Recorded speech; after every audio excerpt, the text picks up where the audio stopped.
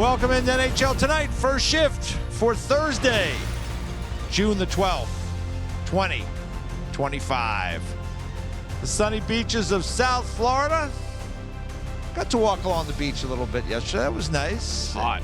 It's hot. Doesn't get any less hot. But it's going to be even hotter here at the Amerant Bank Arena in Sunrise, Florida, where Florida Panthers and the Edmonton Oilers will face off in a critical Game 4 tonight.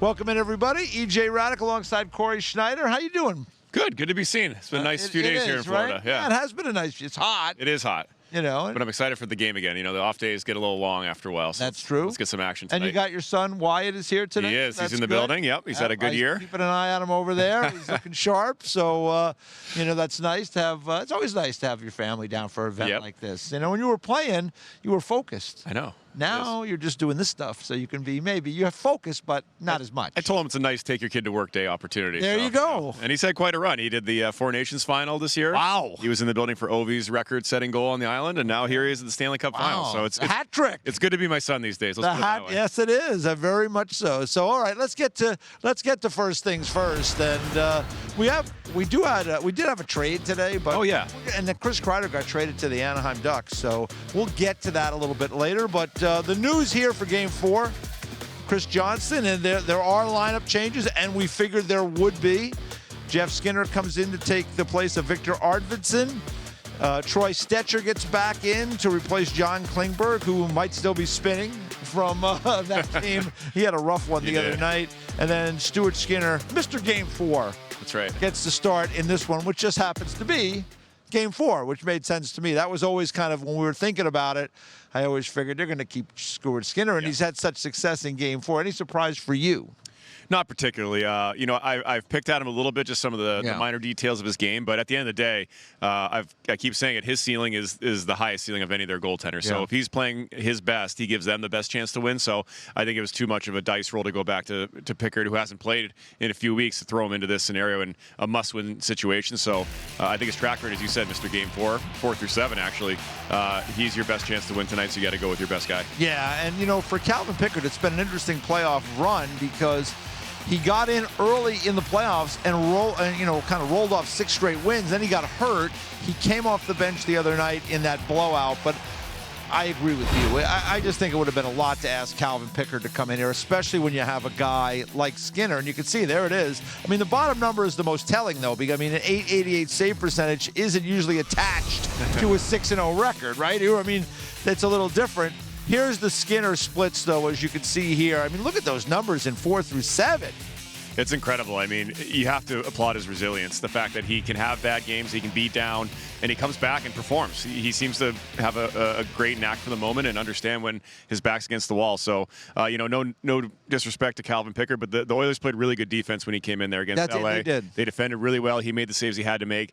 Florida Panthers a bit of a different animal offensively in terms of their depth and how they can score. So I think it presents a greater challenge than some of the teams they've faced so far. How about the other changes? We figured that Stecher would come back in for Klingberg, and he played very, very well when he had an opportunity earlier in the playoffs with Ekholm out. But I think the one that's interesting is Arvidsson out and Skinner in, and Jeff Skinner is in. And, you know, the reason that I think that's interesting is because Jeff Skinner is a left shot forward, right? He has some speed. I think we've talked about Ryan Nugent-Hopkins having a bit of an injury issue, maybe a hand, maybe a wrist, but like he is such an important cog for them in terms of their power play. And he plays with McDavid, you know, when they start the game. Usually McDavid is with Brown, you know, and going to be Nugent-Hopkins today. To get another left shot forward in there like Skinner, that tells me that maybe they're a little concerned about Nugent-Hopkins and they want to have a little extra depth if they need a left shot guy to step in on the power play. Yeah, I thought that was a good observation, EJ, that Nugent-Hopkins clearly isn't 100%, and he's not taking face-offs, so he might be compromised. As you mentioned, upper body, hands, something along those lines. So I know Jeff Skinner hasn't produced a ton of offense, but he is more offensively inclined, I would say, than anybody else they have in their roster that's not playing currently. So it's a good opportunity to give him a chance, maybe inject some creativity or some speed into the lineup. And as you mentioned, just a fail-safe in case RNH is unable to go or gets hurt during the game or can't come back. So you got to give yourself options at this point of the year, and I think he gives them a good alternative, a left-handed shot. Let's talk about the tactics for Game 4 because, the Florida Panthers, it's no secret the way they play. They dump it in, they rim it around, they kind of scrum it up, and they try to make it hard for you in the D zone. On the flip side, they stack up the neutral zone, and they make you dump it in. And if you don't dump the puck in against them, you get into trouble. That's what happens. It's just you make mistakes in the neutral zone, they're coming quickly the other way. And with a team like Florida that is always moving forward, the best way to kind of slow that down is get pucks behind their defensemen and make them have to go back and get it. And you can see here the Oilers, they are not a team that really dumps the puck in. Those are the lowest in the NHL in the regular season and in the first 3 rounds. It's a little bit more in the Stanley Cup Final. I think by necessity against what Florida, how they play defense. And, you can see McDavid, he's trying to carry it and he gets crunched and knocked down. I mean, that shift by Bennett where, he had all that success and had 2 big hits and they went the other way and scored. I mean, that was a similar type thing. Get the puck deep. Yeah, you want to be careful because you don't want to change the identity of your team at this time of year. And this is what they do. They carry the puck in. They're so good at it with McDavid and Draisaitl and other puck transporters. But if However, it's not there, I was going to say, you got to adapt and you got to adjust. And I think sometimes people forget about the game plan and the tactics because you have 97 and 29. That, they can just go do it and they'll make it happen. But you're right. Laying hits like this, the Panthers D, they're so big, they're so mobile, they have great sticks. But I don't care who you are and how good of a skater you are. You hate turning around and going back to get the puck all night. It's exhausting. It takes energy. You get a lick on somebody, and it wears them down. So I think they have to do a better job of wearing down the Panthers. They're not a heavy team. They're not a heavy forechecking team. But like you said, you got to make the adjustment. Otherwise, you're going to play right in their hands, and they're going to turn pucks over on them and go the other way like they have been all series. Yeah, and think about it. Pot Colson right there. I mean, what are we doing? Yeah. Pot Colson is a guy that you want the puck down low, get in on the forecheck. He's not making great plays high in the offensive zone in the Stanley Cup Final. I mean, I guess it could happen 1 out of 100, but the odds are not with you. And he sets himself up to get just hammered by Bennett. And then I noticed there Arvidsson kind of snuck off to the bench on the long change. We wonder how it was a 2-on-0.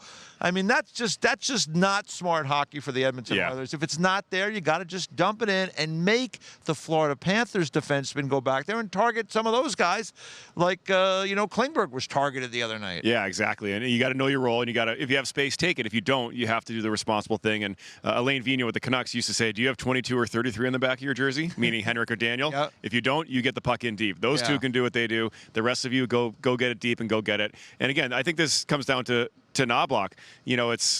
He doesn't get a lot of attention because of Paul Maurice and how what a good quote he is and how interesting he is. And Knoblauch's very quiet, mild-mannered, doesn't bring a lot of attention upon himself, but he's obviously a good coach. They're in the Stanley Cup Finals 2 years in a row. But here's where you really see, hey, the adjustments, the game within the game, the lineup changes. Can this all work? So it'll be interesting to see if this pays off for Chris Knoblauch. Here's a tweet from Ryan Rashad, who covers the team on a day-to-day basis. Media told it would be scratches only, no time was given for the skate. This is about yesterday, clearly feeling they need to give their guys a break from the Stanley Cup spotlight that is getting hot, have covered well over a dozen finals and never had this happen before. And what he's referring to is the fact that yesterday the team said they were going to have an optional, and then pretty much the whole team showed up and they had practice. So it was unusual. Let me ask you, as a former player, a guy that was part of a team that went to the Stanley Cup Final, I mean, what does it do when the schedule gets changed on a couple of different occasions? We're deep into it now. Does that rattle the team at all? I mean, what does it do? I don't want to speculate, but I will. Okay. But perhaps this is something where it was going to be a scratches-only skate, and maybe the leadership group came and said, hey, we want to skate. We want to get out there. We want to work on some things. And maybe it's a last-minute change that they just didn't tell the media. Maybe they're trying to play games. But sometimes, they spoke Tuesday. They spoke this morning. Yeah. They're available. They've said what they had to say. And, I was saying the other day, I can picture Lou Lamoriello saying, we're going to practice and nobody's talking to the media today. Yeah, That's just how it's going to be. We're focused on winning the Stanley Cup. If that hurts the media's feelings and you guys need quotes, then sorry, we're doing what we can to win the game. And if the league fines us, they fine us. Exactly. Which is what they do in some occasions, because you're in the final, you have a lot of media people here, and the players and the coaches are expected to speak, pretty much on a day-to-day basis. I think it is a lot as well. But the reality is, trying to sell the game. We're trying to, the broadcasters have paid a lot of money for these events, and this is all part of it. So interesting to see how they'll respond, right? If the team plays well and they win, it'll be, what a great move. Exactly. That was so smart. And if the team struggles again and they lose, it'll be like, well, that didn't really do any good. It cost them, it really affected them. But yeah, so you just never know how it's going to play out. Now, in game number 3, there were a couple of guys that went missing in that game, and they very rarely do they. It was Connor McDavid and Leon Draisaitl. Now, missing from the score sheet. This was the thing that was really interesting to me. I mean, now McDavid did have 2 shots on goal in the game, but Leon Draisaitl had no shot attempts. I mean, to think that you could hold these guys to 2 shot attempts in the whole game, I mean, that's kind of amazing. And the interesting thing about it with these guys, the way they bounce back, is that, on I think it's 36 occasions or 33 occasions where they've lost in the playoffs, the next game, Connor McDavid, he's got a total of 66 points in those games. So we expect him to bounce back. But was that those guys, or was that the Panthers really defending very well in game number 3? I think it was a little bit of both. I think 2 things can be true at once. Yeah. I think the entire first period with all the special teams action, it didn't really allow for good flow. It didn't allow guys to get in the game. And, Edmonton's power play early looked disjointed. They weren't getting looks that they wanted. Yeah. I think Florida did a really good job taking those seam passes away, trying to eliminate Leon and Connor, and maybe almost giving up the front of the net to Corey Perry, which he ended up scoring on in the second period. But I think they said, hey, we're not going to let you guys zip seam passes. Connor to go up in the zone and come down with speed and do what he wants off that. So I think they really were determined to take those away. And then again, I just think they didn't execute very well. And I thought, as we mentioned, that they didn't get the puck from their defensemen a lot, so they weren't able to attack with speed through the neutral zone. And when they did, as we just talked about, the Florida defense did a great job standing up and forcing turnovers and getting the body on them. So I think from start to finish, it was just a strange game for them. It happens even to the best in the world, but as you mentioned and just said those stats about Connor, that I expect them to have a big night tonight. It's interesting because the juggling of the lines, they put Connor Brown with McDavid and Nugent Hopkins, right? And take Corey Perry off that group. I think the idea is there for Brown to use his foot speed to get in on the forecheck and create turnovers and come up with the puck to help facilitate pucks going to McDavid and Nugent Hopkins. And then maybe when they put Draisaitl together with McDavid, maybe Brown stays there for that as well. Yeah, it's a good point. I think they need a puck retriever. If we're going to dump and chase, exactly. If we're going to tell them that they need to dump and chase more, who's going to get it? You need somebody exactly. So Corey Perry, while he's good at that, you mentioned he doesn't have the foot speed that Brown does. So perhaps they're thinking, all right, we got 2 really good skaters. Let's put Brown there. He'll go get it for them and set them up, and off we go. So again, this is all the game within the game, the strategy, the changes you make, and again, you got to do something. You don't have all the time in the world. You can't sit here and tinker. They got to win tonight. So if they feel this is the best way to round out those lines and get those guys going, that's what you have to do. I still look at these teams, and the Florida Panthers, they made those trades. They added Jones on the back end. They added Marchand up front. I mean, especially up front. They're 3 lines deep. I mean, their third line is basically helping them win this best Stanley line in the Cup. playoffs. Yeah, really. Yeah. So, I look at the Oilers, and, maybe we could put those lines up again, is that, the top 6, those guys produce, and basically it's McDavid and Draisaitl that are the big guys there, obviously. They've gotten something out of Kane. Nugent Hopkins dealing with injury, but, they got to get something out of these. Now, Corey Perry has been very good, particularly on the power play. But, now he's in a 4th line role. It's a little different. They need something from Janmark. They need something from Henrique. Jeff Skinner going in today. They need to do something. Trent Frederick has been a complete no-show. He needs to get involved, and the same with Pot Coles. And it seemed like those guys were good. They've had moments in the playoffs. They had moments earlier in the series, but they need them now. Absolutely. I think, that was a story early in the playoffs that the depth was doing more. Yeah. And they made it look easy against some really good teams. To your point, though, if your depth's going to win you the Stanley Cup, you probably weren't a good enough team to start with. Yeah. But you need them to come through. You need that guy to pop. You need the Sam Bennett who goes off for 14, or Devontae Smith-Pelly that year scores 8 or 9. You need somebody to come out of the woodwork and produce offense, because you can't, Connor and Leon can't do it all by themselves. And as you mentioned, there's some veteran guys, Henrique, Skinner, Arvidsson's getting paid a lot of money. Evander Kane, we need him to get going again. So these are some veteran guys who need to produce and show up, and it'll take some of the load off, but it makes Florida defend the other lines as well. They can't just load up and exactly play against Leon and Connor all night. Yeah, I mean, it's really a great matchup advantage. We talked about it at the start of the playoffs when you have Lundell, Losterainen, and Marchand. Yeah. We didn't know how it was going to work out. Well, it's worked out really good, and those guys have been tremendous. They've been terrific, and they've taken advantage of those matchup advantages. I mean, so far in these first couple of games, Barkov hasn't even been on the score sheet in 3 games, and it doesn't matter because they've been just fine without him contributing offensively. I want to talk about the way the game ended the other night, and the third period was just kind of a, it was a mess, quite frankly. I mean, there was a million penalties. I mean, you saw this from Hradek. He just breaks the stick over Bennett, tries to grab him from behind, and it was just one scrum and one fight after another when the game was out of hand. And, I always feel like, Corey, in life, and certainly in hockey, you want to do things with purpose, right?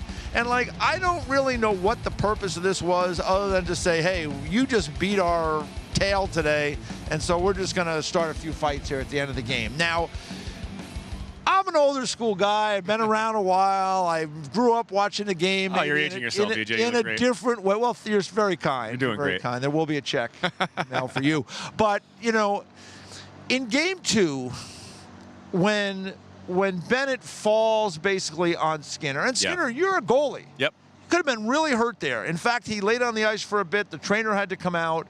Bennett, this is not like a surprise that Sam Bennett is doing this. He banged into a goalie in round 2, and Anthony Stolarz knocked him completely out of that playoff series. To me, and then afterwards, Matthew Tkachuk skated by and kind of chirped him as he was laying on the ice. How would you feel? Not very good. Not good, right? Or somebody do something. And this is your home building, right? Now, there was a scrum, and Bennett got a penalty. The Oilers scored in the power play. But, my feeling is this, and again, it's just the way the game was played once upon a time, and maybe the guys don't think this way anymore. To me, that was the moment for the chaos. You grab for all heck to break loose and to send, that hard physical message and let the officials sort it out at the end of the day, because you're in your home building, you're up 1-0 in the series. It's a series. It's not like people will say, well, you could end up losing the game or giving them power plays. At some point, sometimes you have to do something. Yeah. And when a guy who's been running roughshod over the crease and goalies all throughout these playoffs falls on your goalie in your building, and one of the other guys skates by and chirps him, I'm sorry. That is the time, for me at least, for that kind of crazy chaos to ensue. And in your home building, the fans are going to eat it up. Yes. Who knows how things turn out? You ended up losing that game anyway. I just thought that was a missed opportunity from a physical standpoint for the Oilers to say, hey, not now, not here, not this year. Yeah, E.J., I like this take, and this is why, because you said it. And not just anybody fell on him. Sam Bennett fell on him, who throughout the playoffs has kind of been bumping into goalies, Stolarz in round 2. He's got a reputation for this, and the Oilers don't really have an answer for Sam Bennett. Hradek might be the closest thing, maybe Corey Perry, but that's not his game naturally. So when he does that, that's the time you grab him, like you said. We'll grab him out of the pile, and I think refs, if they saw that happen and then you grab them, they're less likely to really lay the hammer on you. It's not like what they did at the end of Game 3, where they just go around grabbing guys, breaking sticks on their backs. That's when they really hammer you with penalties, kick you out of the game. So you said it. I mean, I think they did the Florida Panthers a favor last game. You heard Gadjevich in the locker room after. Hey, we stick together. That's right. I think that moment you're talking about in Game 2 for Edmonton, that could have been a we stick together moment. You will not hurt our goalie. You're not going to get in his way. We're going to stand up for each other in front of the home crowd. And I think they really could have sent a message there, especially after having played them last year and knowing what the Panthers are capable of. Because when you mentioned it, it almost seemed perfunctory at the end, like we have to do this because we're losing. And I think that feeds right into the Florida Panthers' hands. They're going to laugh and walk away at that point of the game. When you got to get them engaged and make them mad is when the game's tied or when it's a close game, and then you can get them emotional and maybe try to knock them off their game, which is really hard to do. So I do think you're right that not only did they miss the mark in Game 3, but they might have missed the real moment in Game 2, and they could have delivered a message. And maybe let the officials sort it out, because some of the complaints from teams play the Panthers is they have the old Chris Pronger approach. I'm going to take 8 penalties, they're only going to call 3. You know, that kind of thing. And so the Panthers are going to play that way. Well, let the refs sort it out. Like in that moment, Skinner's hurt, the guy's chirping my goalie, the guy fell on, listen, that's what they used to say, the Hudson Bay rules, I guess, where anything goes. I think that was the moment for that kind of stuff. And like I said, you're on home ice, you send a message to within your room and to the other team as well. But these moments, this is what happens in playoff series, right? Yes. Moments, they come and they pass. And sometimes you got to lose a battle to win the war. Exactly right. So, listen, I can tell you this much about hockey over the years. I know this is what I know that I don't know. And so we think, right? Yes. Florida had a big win. They're going to come in tonight and win this game. Who knows? It's a whole new ball game today. couple days off. We'll see where it goes from here. But I'm looking forward to it. And the Oilers, we'll see if they can find a way to rebound. I mean, it's not anything crazier out there, but I think who wins this game wins the series. So I think it's that important. You know what? You might very, very well be right. So it's going to be a great night here, a Thursday evening in South Florida, as the Panthers and Oilers getting ready for game number 4. When we come back, there was a trade today. Cory Schneider headed out west to join Jacob Trouba with the Anaheim Ducks. We'll talk about that deal and more coming up next on First Shift.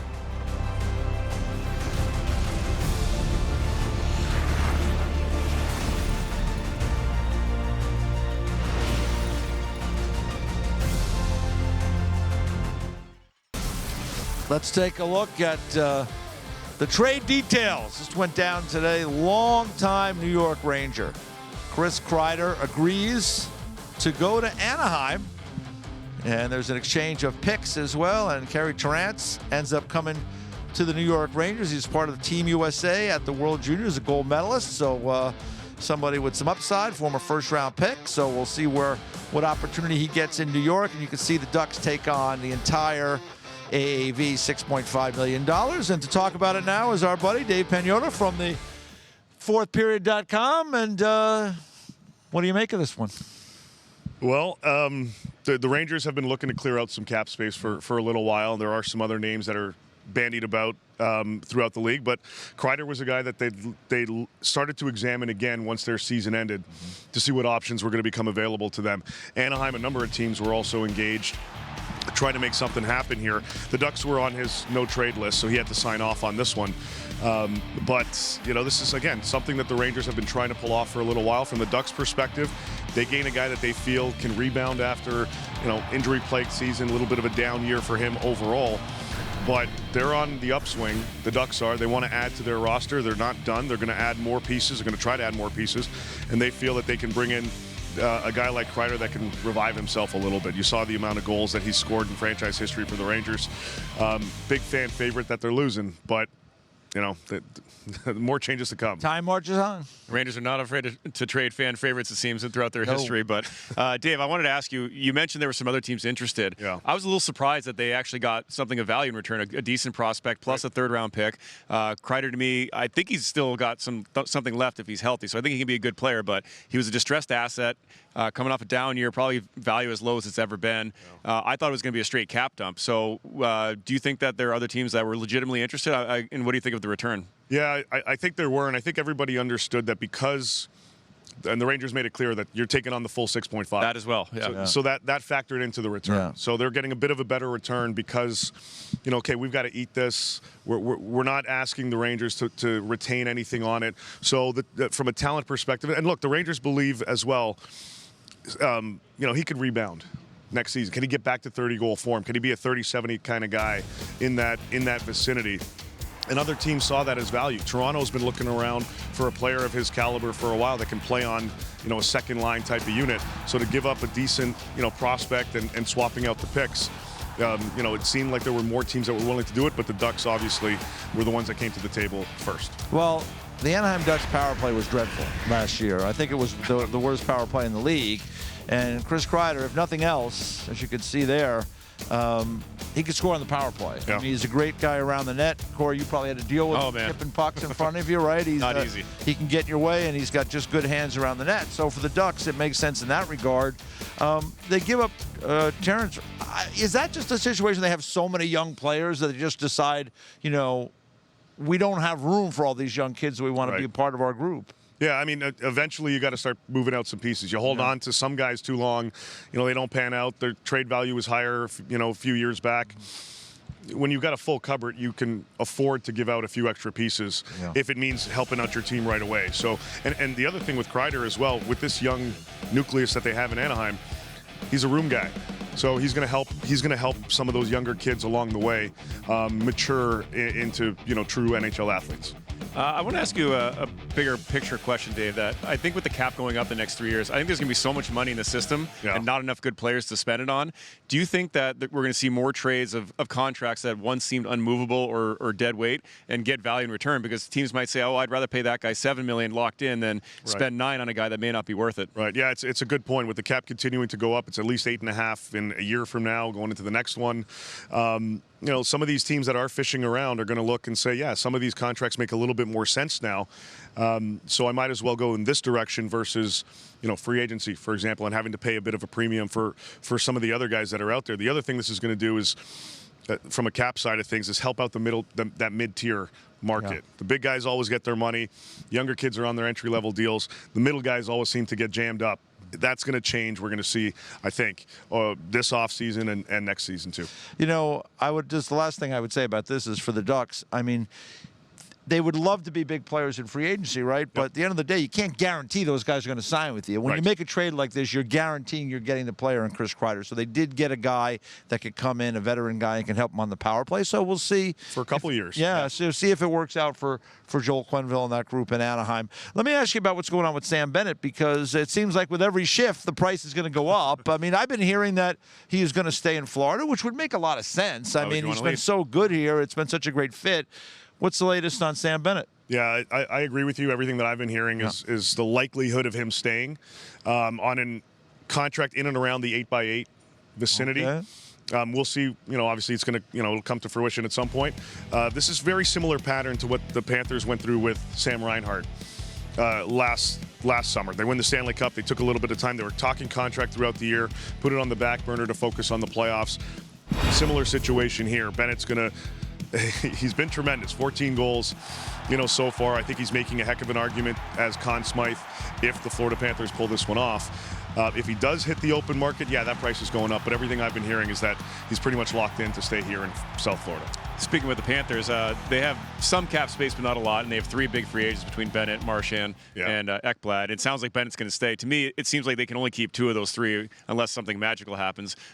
In your opinion, have you heard who may be on the outs? To me, personally, I think Ekblad would be the one that's out because they seem to find defensemen everywhere, but that would be hard because he's played so well and he's been here for so long. He's a huge piece to lose.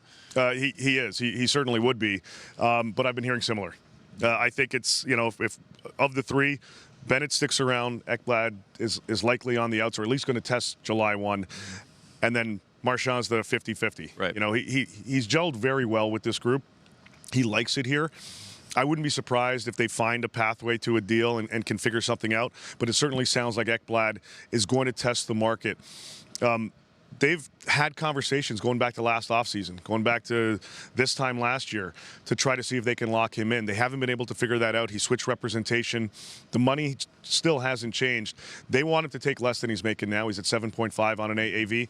They want him somewhere in the 6s. And I don't know if that's something. Well, he's clearly not comfortable to this point. Yeah. Well, they got Forsling on a deal, right? Yeah. So they probably look at it, hey, Forsling is playing here. We got him at, 5.85 or something like that, a kind of crazy bargain. They're probably looking to do the same. Yeah, and from the player's side of things, I mean, I don't blame them. Yeah, no. You cash in probably on a bigger deal somewhere else. I mean, $10 million somewhere, I assume. Right. I think they went out and got his replacement in Seth Jones potentially, so they covered themselves, which was smart by the Panthers. Yeah, no question about it. And Bill Zito, as you mentioned, with Forsling, Mikkola, he finds those guys that can blossom out here in their system. It's interesting with Aaron Ekblad, though. I mean, I think about the teams. I mean, right shot, big, strong defenseman. Now, he's got a lot of miles on him. He's played a while, and he's had some injury issues. But still, what he's doing out here in the Cup Final isn't hurting his value. And, the team that is on the other bench might be interested. They could use a right shot guy. I mean, the Toronto Maple Leafs is another one that comes to mind. There's a bunch. Detroit. So right shot defenseman like that can play in these type of games. I know he's not as fleet as foot as maybe he once was, but could be a valuable asset. It'd be interesting to see what he gets on the market. Yeah, and I think it's smart from his side of things to go in that direction, to at least test it out, see what's available to him, and what may fall into his lap because of that. The right shot guy, that's a big asset. Yeah. That's a big piece that a lot of teams covet. And to have a guy that's got at least one right now Stanley Cup ring going into a room for another team that's in that contender status. We saw the Leafs add a few guys from this club That's right. last year, and Oliver Ekman-Larsson being one on the back end. Some teams that are, they feel they're on the cusp of contending, they're going to be very interested in a guy like this. Yeah, I don't think there's any question. So who else are the guys we're thinking of here as we move forward, whether it be trades and we get some guys heading towards free agency? What are some names maybe that we haven't talked about as much? We're going to hear more in Dallas. I know some Dallas news started to pick up this week. Jason Robertson's name is out there, but teams are they're trying to see if he can be available. Yeah. So they're calling Jim Nill. They're seeing what the price tag is. He's at $7.75 into the last year of his contract before he comes in RFA. Definitely a highly coveted piece, but also somebody that Dallas still covets. I think they're going to try different directions to free up cap space. Mason Marchment's name is out there. They're shopping him. Matt Dumba's out there as well on the back end, speaking of right shot. And he's in the final year of his deal, so is Mason Marchment. I think if the preference would be moving out a couple of those guys versus a Jason Robertson. We'll probably hear more of that as we get closer to the draft in LA. And there's another name that's out there as well in Jonathan Marchessault in Nashville. Off year, Nashville's looking to make some different moves. I checked into this one. After the reports started to come out, Barry Trotz had a conversation with Pat Brisson, his agent, and they didn't discuss any of that. They didn't discuss the possibility of waiving, where he would want to go. So I think there's some teams may have been asking about him, but I do think that Marchessault's a guy that I think probably stays in Nashville, unless they're blown away by an offer, and then they'd have to go to him and say, hey, would you consider going here? Again, they had those conversations recently. That wasn't brought up. Yeah, I think it's going to be an interesting trade market because, like you said, there's teams that are in cap crunches that have some really good players in the middle class, the depth, and I think as you're seeing with the Panthers, teams are going to be interested in building out their second and third lines at maybe a discount. Do you think with Dallas, they have really hard decisions to make? I don't think they saw the Rantanen situation happening for them, and they gave a good chunk of change to him. Do you think that they would realistically actually trade Jason Robertson? To me, he's the young part of the core. They have Ben Sagan, who they probably can't move on from. I mean, it just seems unfathomable to me that they would try to get rid of Robertson. If they do, it's going to take one heck of a price. Like, this is going to be a big hockey-type move if they pull this off versus a guy like Marchment, who $4.5 million cap hit. It almost doubles their amount of cap space that they'll have to give them more flexibility. I think they prefer to go in that direction. But to move Robertson, it's going to be a heck of a haul. And you're talking about other pieces. You're probably talking about a player coming back on the current roster to maybe round out their mid or bottom six. So you can possibly fill one hole. But at the same time, you're losing such an asset in Robertson. I mean, he was brought up in conversations when they got Rantanen, and Dallas said, forget about it. It's not happening. Yeah. So we'll see kind of where things evolve there. But Jamie Benn's going to take a heck of a lot less to stick around. They're going to have to either keep or replace Matt Duchene, and that won't be easy. They need that extra flexibility. So a guy like Marchment, Dumba, Lyubushkin, also he's got 2 years left on his contract. Another right shot guy, plays both sides. We could see some movement there, I think, is more likely than Robertson. Again, unless they get totally blown away from another team. And, they need to hire a coach as that well. Too. So that's another piece of the puzzle. Let me ask you what's going on. Have you heard anything on Jonathan Toews and what his plan is? I mean, he's been out of the game for a while. He's worked towards coming back. We've heard the story. He wants to play again. Any idea where he might land? Yeah, those conversations have picked up over the last little bit. He wants to make a decision before the draft. I was told that's his timeline. He wants to figure out where he wants to go by draft time. He started to narrow down some choices earlier this week, and I think they're just going through, him and his agent are now going through and the different options. Winnipeg is certainly still in the mix there. I've heard Colorado. I've heard Toronto. They're going to be contenders. And this is the other thing, too. If he's going to join anybody, he's looking for one of those again. Yeah. So he wants to be a part of a team that can compete for a championship and be an asset that's going to contribute, likely in a 3C role, and then see how things evolve for him. But you can get creative with his contract, low base salary, add some incentives as part of bonuses, and probably work it out in that fashion. A lot of interest in him. As I said, narrowing down his options, and he'll probably take the next 10 to 15 days to figure it out before making a decision. And I was going to follow up. You sort of mentioned it there. Do you think he's looking at a one-year incentive-laden deal, or will a team give him multiple years just to make sure they can acquire him and have him on their team? Yeah, I mean, look, if he can get a couple years on his deal, I think bonus structure is going to be worked out regardless. But if he can come in and goes to an environment he's comfortable with and has a little bit of extra stability, I'm sure that would be of interest to him, certainly. I think it might go in the 1 year range, but if Toronto pulls off a 2-year offer, or Winnipeg or somebody, and he feels that they can, chase a championship, I think that would certainly be part of the consideration. Yeah, I'll tell you what, I'm a big fan of Jonathan Toews, but I'd be hard pressed to go more than 1 year. I don't know how you evaluate him right now. Yeah, that's exactly right. Yeah. I'd have to see him. And, the thing to keep in mind, even if he signs with a team where maybe there's not a Stanley Cup situation in that moment, right. If he performs well during the year, he could become a trade asset for somebody looking for a player like that if he performs well. So I think there's a lot of options here for him, but it'll be interesting. I'm just glad to see him come back and play. Incredible. Obviously one of the terrific players in the National Hockey League. So we'll see what happens with Jonathan Toews moving forward. Dave, thanks for the time, buddy. Yeah, thank you guys. See you all Appreciate week, and we'll keep on keeping on here as we make on the long trip. We'll be headed back to Edmonton for game number 5. That'll be fun. On Saturday. When we come back, the award season is still in flight, and we got some big ones tonight. The Hart Trophy will be announced along with the Vezina. That guy right there, maybe he takes them both. We'll discuss that next on First Shift.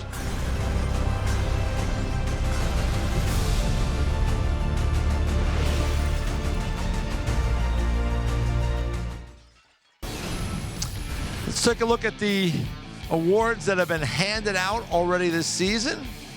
And you can see the Norris Trophy went to Cale Makar. Lane Hudson got the Calder Trophy. Alexander Barkov, the Selke. Spencer Carberry won the Jack Adams Award. Nikita Kucherov got the Ted Lindsay Award, as voted by his peers.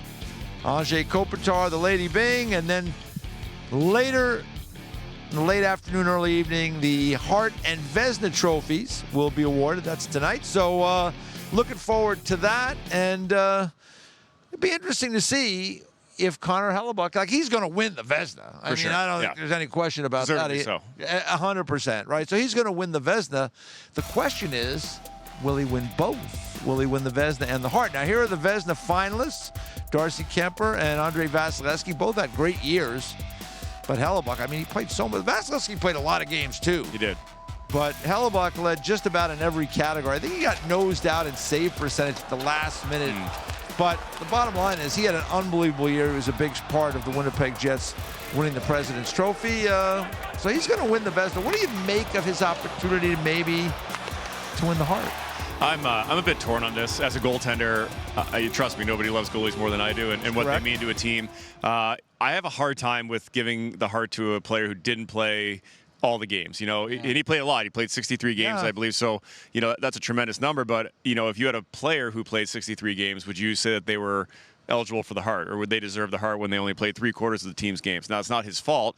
That's a lot of games these days. But, with Hellebuyck, the numbers are outstanding. They're eye-popping, especially in this era where offense keeps going up. He's putting up numbers from 10 years ago, which is wild to me. But the last guys to win it, the Carey Prices, the Dominic Haseks, even Igor Shesterkin a couple years ago when he was nominated, to me, those were situations where it's like, where would this team be without this guy? Yeah. They would be nowhere. And for me, I never had that feeling about Hellebuyck this year. He was incredibly good on an incredibly good team that defended well, and he was lights out. But I never thought, oh man, this team would be sunk without him. I think they wouldn't be nearly as good, but the numbers are all there, so I'm having a hard time seeing what my eyes told me what the numbers are saying. So while he had an outstanding year and will win the Vezina, I don't know that he was the MVP of the league. I think that it goes to Draisaitl or Kucherov or even Cale Makar.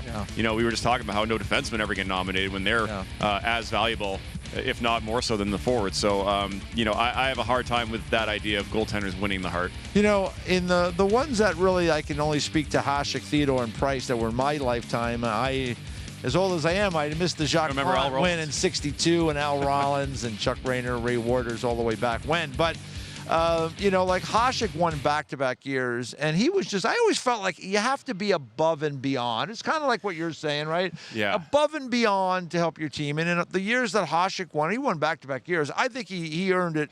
Every bit of it. He was that special. The Jose Theodore year was a weird year. There was some kind of scoring was down. I feel like scoring was down. Jerome Iginla was they tied for the Hart. Iginla and Theodore. Theodore was Iginla was on the Flames, and the Flames were not a playoff team. So that always comes into play. There were some voters in Quebec that moved Iginla down the ballot or didn't have him on the ballot. So if just they would have had him in a spot, he would have won it because it was a tie, and he ended up having one fewer first-place vote. And then the year that Carey Price won it, I mean, it was kind of, I thought Devin Dubnyk was every bit as good as Carey Price that year in Minnesota. But, in the end, Carey Price won it. So those were those years. Here you can see Kucherov, Draisaitl, Hellebuyck, their numbers. I mean, Kucherov to me, 121 points. And when you think about Tampa, there was no Stamkos this year. And he still just continued to do the things he always does. Now, they have a good team there. And Draisaitl, another great year. He led the league in goals scored, which is another valuable piece of the puzzle. So I think it's close. It's interesting. We'll see what the voters decide. Yeah, if I had a vote, which I don't, I would probably lean Kucherov. As you mentioned, he had some really good players with him, but he said lost Stamkos. People thought they might take a step back. Got in the playoffs and were a favorite entering the playoffs to maybe win the Stanley Cup. And, I think he got robbed a little bit last year, too. Now that should factor in. But Leon, it's always hard for me. Leon and Connor, I feel like always kind of split the vote a little bit. Leon is a tremendous player. And no question. But, if they didn't have him, they still have Connor. So it's unfair to them because they're both uniquely, fantastic players. But to me, I thought Kucherov was head and shoulders the best player on his team and put them in a place to contend for a Stanley Cup. It's hard to argue with that. I will say this. If I had a vote, and I do not. I used to vote on that years and years ago, but I might have voted for Hellebuyck this year. Okay. Just because I was really impressed. He won all the different categories. He was number one or number two in all the different goaltending categories. And, I just thought he had a terrific year. But, it's one of the reasons why I'm glad I'm not voting anymore. Let other people worry about it. I always feel like it's a one-trophy league anyway, and the one they're going to give out at the end of the series. But these are great honors, and there's a great history to it. So we'll see what happens. That's later this evening. We're going to find out who won the Vezina, who won the Hart. We'll be keeping a close eye on that as well. We're getting ready for Game 4 tonight here in South Florida. I want to talk a little bit more about the Panthers and some of their free agents, particularly Aaron Ekblad, who's played very well this year. Chat Ekblad and the Panthers next on First Shift.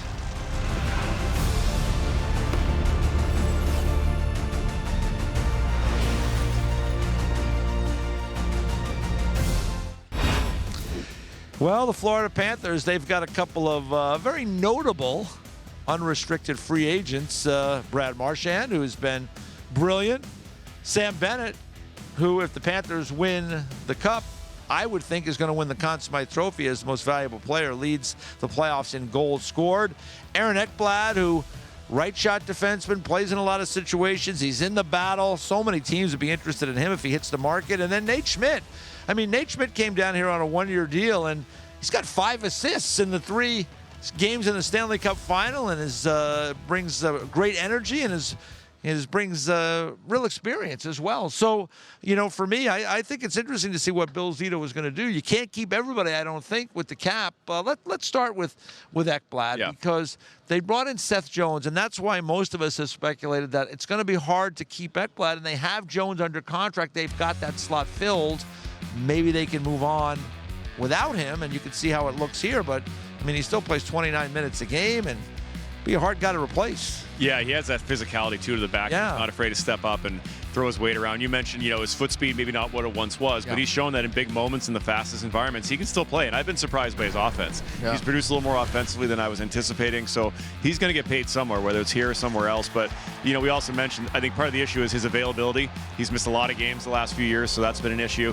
And also, I think, as hard as it is to lose a right-hand shot defenseman, they did last year with Brandon Montour a couple years ago. The Panthers have shown they've been very adept at finding defensemen, the Nate Schmitz of the world, the Mikolas, the Forslings. So I think their ability to find another defenseman is easier to do than finding the forwards that they're going to lose potentially. Yeah, no question about it. We think Bennett's going to stay. Think so, yeah. Marchand is an interesting one. He's such a good fit here. He made, he might just decide, listen, I'll play ball with you guys. Maybe give me an extra year, or I'll take a little less. Hard to say, but he's a good fit. He's tremendous. I think he's really enjoying it here. Who wouldn't want to end their career down in Florida on a winning team? But it'll be a fascinating discussion because I think the Bruins offered him the same salary for 3 years, and he said no thank you. So he clearly felt he deserved a raise. So if Florida comes to him and offers less than he's already making, will he accept that deal just to stay here? So it'll be interesting to see where he sees himself and if he's going to hardline that value, say I need a pay raise, not a pay deal. decrease. Yeah, so I think if he's looking for more money, then maybe he does hit the market. And his value has gone way up with his Sure play, has.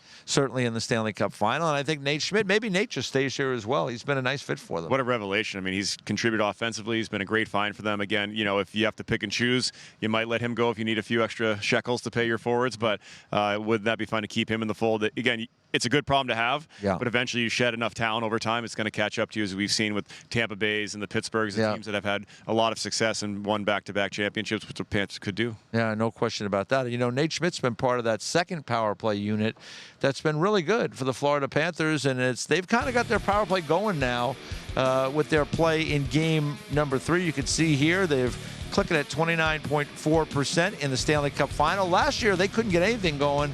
The Oilers penalty killing was great. It's different this year, and they're making the Edmonton Oilers pay when they take penalties. Yeah, absolutely. I mean, it was kind of amazing they'd only scored one home power play goal the entire playoffs going into game 3, and they got 3 on the board. And it's been their second unit, as you mentioned. So maybe, you know, the Oilers' top PKers are doing the job, and now they get their depth penalty killers. They're taking advantage because Marchand, Bennett, Rodriguez, those guys, they're lighting it up on there, and they're still good players. I mean, most teams wouldn't mind having them as their first power play. So I can only imagine what would happen if Barkov and Tkachuk and Reinhart get going in the top power play. It could be a shorter series than we thought. Their D are really active on their power play. Like we saw Ekblad on that one. He slides right down. A lot of times Jones will slide down to the goal line. They really move guys around on their power play, and I think that's been giving the Oilers some trouble.